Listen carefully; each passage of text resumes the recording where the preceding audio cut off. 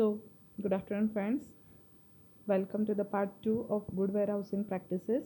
And in that, we have to see what are the guidelines of good warehousing practices. So, first, products should be stored and handled under sanitary condition. This is one of the requirement of the good warehousing practices. That is, the products which you are going to store into the warehouse, they should be handled with the care, and the sanitary condition should be maintained all over the warehouse area. Second, stock received from the factory should be received with the proper documentation, that is name of the product, batch number of units in the final pack, date of dispatch, quality status of batches, etc. म्हणजे जे पण products तुम्ही receive करताय फॅक्टरीमधून तुमच्या इथे store करण्यासाठी त्या सगळ्याचं proper documentation तुम्ही मेंटेन केलं पाहिजे. आणि त्या डॉक्युमेंटेशनमध्ये त्या प्रोडक्टचं नाव, त्याचा बॅच नंबर, किती नंबर ऑफ युनिट्स तुम्ही रिसीव केलेत, फायनल पॅकमध्ये किती आहेत, कधी डिस्पॅच केले, त्याची डेट, क्वालिटीचे सगळे रिझल्ट्स त्या प्रोडक्टचे हे सगळे डॉक्युमेंटेशन मेंटेन केले पाहिजेत. तिसरं, finished products under test should be stored away from the past products. There should be separate area for the storage of the products which are tested for their quality and the products which are just purchased and not tested for the quality. Next, rejected stock should be stored separately and disposed of after the permission of a manager. Fourth, stock should be stored product wise for easy identification during stock movement. Sixth, stock rotation should be in a first in first out basis so that it will avoid the saturation of the product and thus no loss of the cost should be seen. Next, picking and assembling area should be so mannered to minimize the distance traveled by the warehouse operator.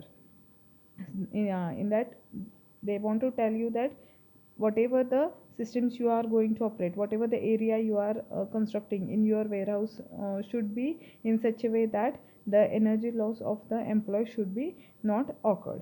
Next, picking stock should be stored in a height with a proper label. The stock which is ready for the picking as per the purchase list should be stored on the height and proper labeling should be done to that stock.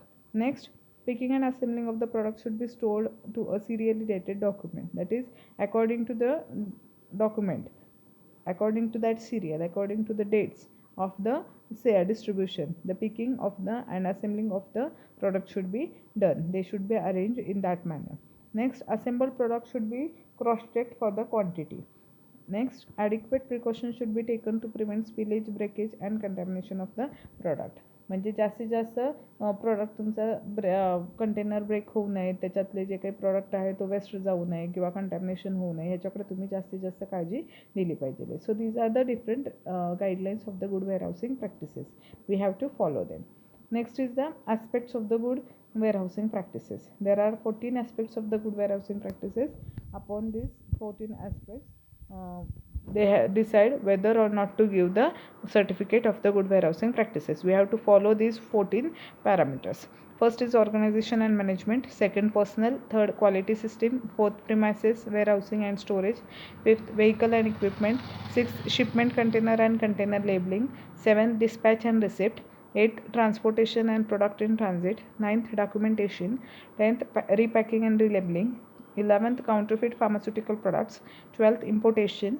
13th, contract activities. And 14th, self inspection. Let us see one by one. First, organization and management. There should be adequate organization structure for each product. Responsibility, authority and interrelationship between all the personnels should be clearly maintained. Employees should be well trained and there should be one person to ensure that the quality system is implemented and maintained. No person should be overloaded so that it affects the quality. So what are the guidelines of the GWP in regarding with the organization and management?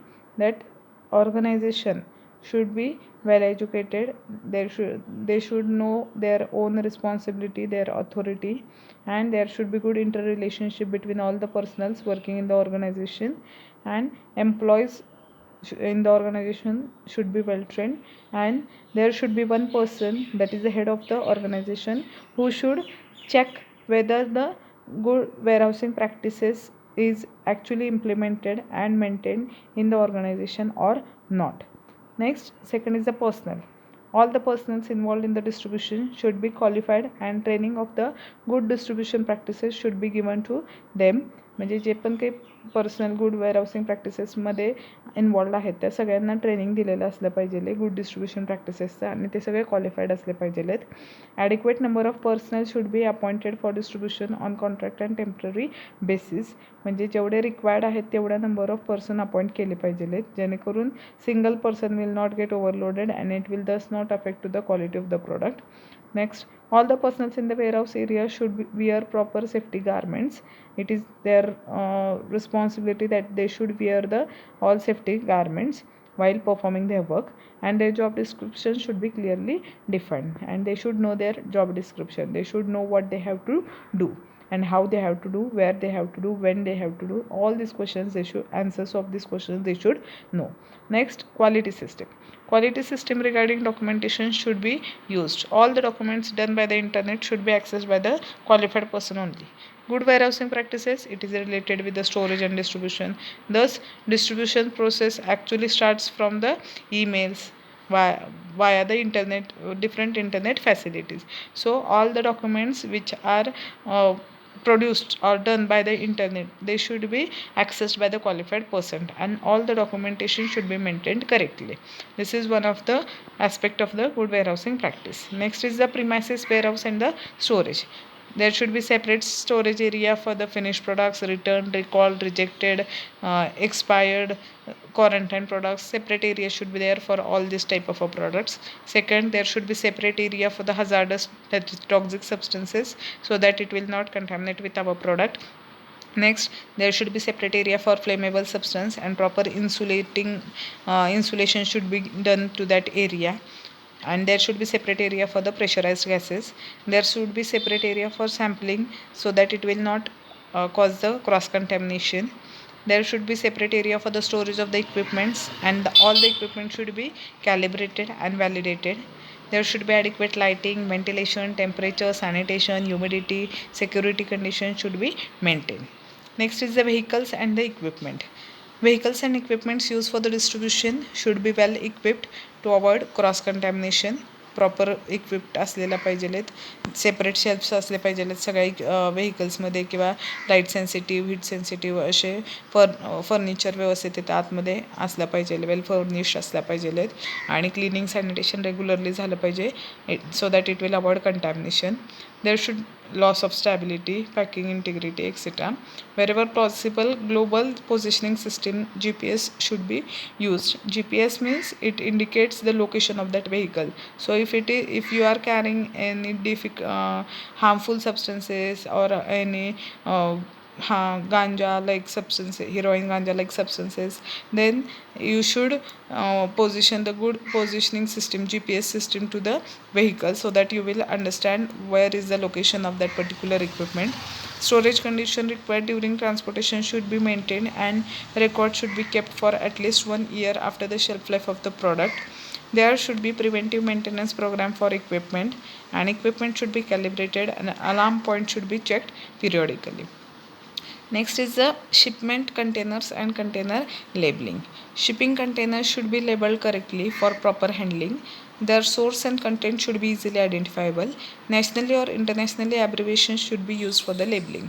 म्हणजे जे पण काही containers, example cottons, boxes, ज्याच्यामधून तुम्ही shipping करणार आहात तुमच्या प्रोडक्ट्सचं, तर ते proper handle केले पाहिजे, त्यांना प्रॉपर लेबल लावलं पाहिजे, आणि लेबल करताना त्याच्यावर जे शॉर्ट फॉर्म्स तुम्ही वापरत आहात तर ते सगळे नॅशनली किंवा इंटरनॅशनली ॲक्सेप्टेडच असावेत.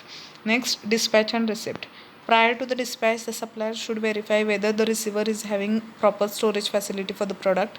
Records of dispatch should be maintained. It include date of dispatch, name and address of a contact person, status of addressee, product description, transport and storage condition, delivery order number, batch number, expiry date, etc. Along receipt, the receiver should examine the product according to the documentation, verify for damage, reject the product if found damaged, and confirm the receipt with the signature. What are the points that you should follow while dispatch and receipt of the products as per the good warehousing practices? While dispatching, the person who is going to supply, he should verify that the receiver have actual storage condition suitable for that particular product or not. If yes, then and then only he should supply that product to him. While supplying, he should maintain all the documentation regarding covering all these points, that is name, address, batch number, expiry date, storage condition, etc. of the product. As well as it is the responsibility of the receiver also to examine the product while receiving for the quality.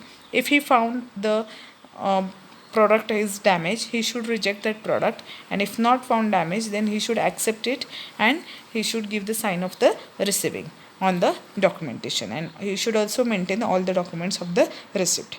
Next is the transportation. Products should be transported in such a way that its quality, purity, integrity, strength, and safety is not lost. It should not be contaminated. Precautions should be taken against breakage. Should not be subjected to unacceptable degree of heat, cold, light, moisture, etc. Drug products should be packed with product adequate insulation. That is, transportation of the product should be done in such a way that its purity, quality, integrity, safety, etc. is not lost. They are stable as they was during the manufacturing. Next, there should not be any kind of a breakage during transportation, and product should be stored from the heat, cold, light, moisture, etc. They should be packed in a proper package with adequate insulation. Next is the documentation. Following records should be maintained for at least 1 year after the expiry of the product. That is, receiving good, issuing good, training, monitoring temperature and humidity, cleaning operation, pest control, calibration, preventive maintenance, recall, complaint, inventory, log of signature, etc. So all the documentation regarding all these steps, that is, while receiving, while issuing, while giving training to the workers, while monitoring the temperature and humidity, etc., all the documents should be maintained for at least 1 year after the expiry of the product. Next is repacking and relabeling. First of all, you should not do the repacking and relabeling of the product. Should be done limited, but if it is necessary, if you want to do the repacking, then you should not do it by your own. You should take the permission of the manufacturer, and according to his guidelines, you should do the repacking and relabeling of the products. And after repacking, the original pack of the product should be properly disposed. Next is the counterfeit pharmaceutical products. Now, what exactly the counterfeit pharmaceutical product mean? Counterfeit means which does not match, whose permission you don't have to transport. Such products are called as counterfeit. Counterfeit pharmaceutical products should be kept apart to avoid confusion. They should be labeled as not for sale, or formal decision should be taken regarding proper disposal of the products. Importation. Import of the product should be done only from the port limited by the appropriate legislation. Appropriate legislation means the state or the central government of that particular country.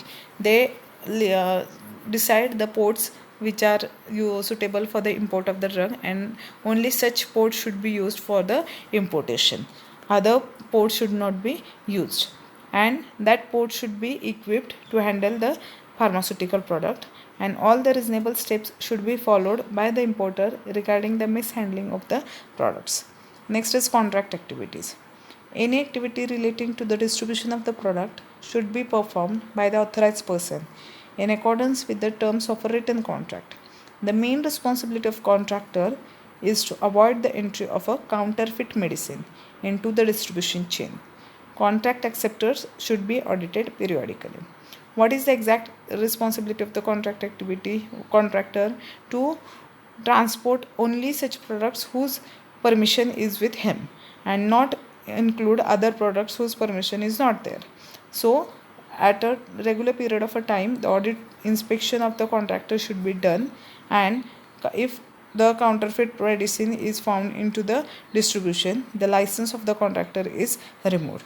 And next is the last is the self-inspection. Self-inspection should be conducted to monitor the implementation and compliance with the principles of the GDP. Self-inspection is generally conducted by the head of the particular good warehousing practices, and it should be conducted by the qualified head person, and result of the inspection should be recorded. Necessary corrective action should be taken. After the inspection, the results are recorded, and if necessary, corrective actions are taken, and follow-up program should be taken. Whatever corrective actions are told are actually implemented, done or not. that is checked during the follow-up program, and management should evaluate the inspection report and record of the corrective action taken. So these are the different aspects of the good warehousing practices. Thank you.